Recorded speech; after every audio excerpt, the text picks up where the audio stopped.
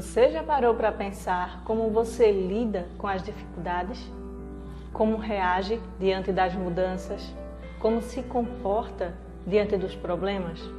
A forma como nós lidamos, como nós nos comportamos, como nós gerimos as nossas emoções, como enfrentamos as dificuldades que ocorrem na nossa vida, diz respeito ao quanto nós temos de resiliência.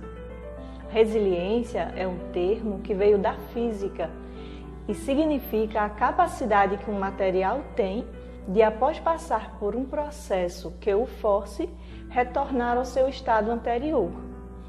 Mas para a psicologia, o significado, o sentido de resiliência é muito mais profundo do que na física e diz respeito à capacidade que nós, indivíduos, seres humanos, temos não só após passar por uma dificuldade, por um problema, por um sofrimento, por um período de crise, não só voltar ao nosso estado anterior, não só nos recuperar daquele momento sofrido, doloroso, difícil, mas sair dele mais fortalecido. Isso é resiliência para a psicologia. A resiliência é essa capacidade que nós temos de nos adaptar às mudanças, de nos fortalecer, crescer, amadurecer durante as crises, durante os problemas, os sofrimentos, as dores que são inevitáveis na vida. A resiliência, ela está ligada à questão do bom humor, está ligada também à questão da confiança e da visão positiva de si. Alguns autores, eles dizem que a resiliência está ligada também à questão da predisposição genética. Muitos indivíduos já nascem mais resilientes do que outros.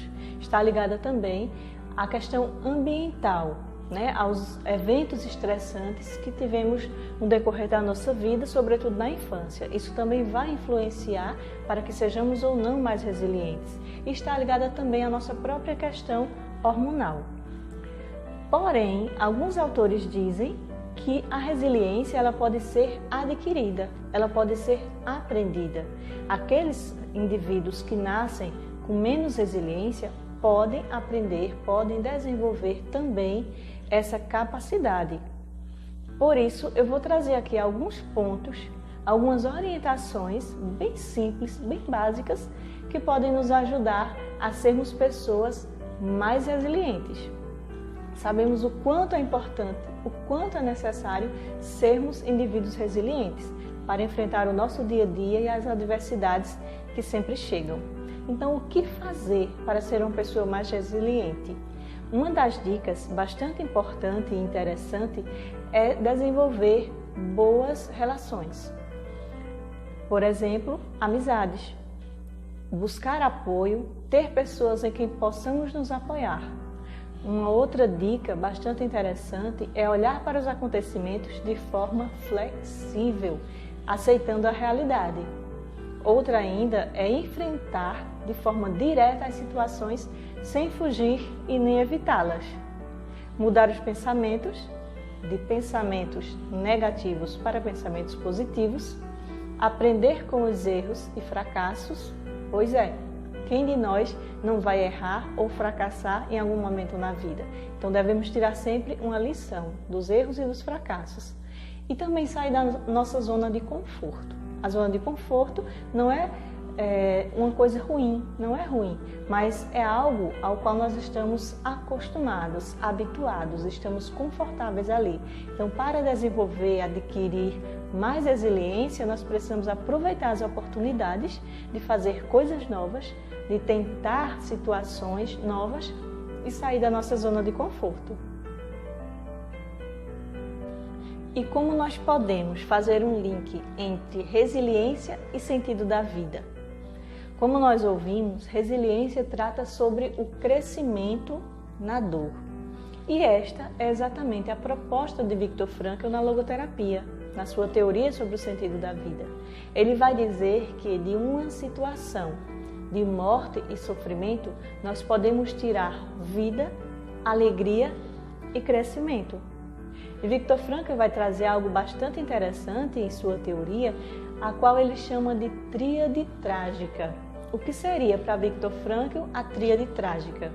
Seriam 3 realidades pelas quais todo ser humano inevitavelmente irá passar, que é a dor, a culpa e a morte. A dor e o sofrimento são inevitáveis. A culpa também, porque a culpa é uma consequência do erro e todos em algum momento vamos errar. E a morte também é inevitável. E ele vai dizer que para lidarmos com a tríade trágica, nós precisamos reconhecer, compreender e perdoar. Diante de um problema, diante de uma crise, diante de uma perda, diante da morte, diante da doença, diante de qualquer que seja a dificuldade, nós precisamos reconhecer esta realidade, nós precisamos compreender e nós precisamos também aprender a perdoar. Tudo isso vai nos ajudar a lidar melhor e a tirar vida do sofrimento, a tirar crescimento, a tirar algo que nos faça melhores. A logoterapia, ela percebe o ser humano como um ser necessitado de sentido e da busca de cumprir este sentido. E ela fala a respeito da resiliência, que a resiliência seria uma adaptação positiva do ser humano em responder às adversidades, às dificuldades, aos problemas, superando. Então, não nos resta dúvida de que resiliência e sentido da vida estão completamente interligados e que a vida, a história do próprio Viktor Frankl é um grande exemplo de resiliência. Viktor Frankl diz ainda que todos nós necessitamos de sentido, mas que este sentido, que o sentido da vida é, assim como nós que somos exclusivos, únicos, individuais, assim também é o sentido da nossa vida.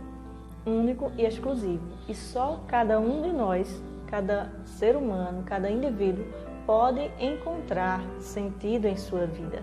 Então essa é uma busca e é um encontro pessoal.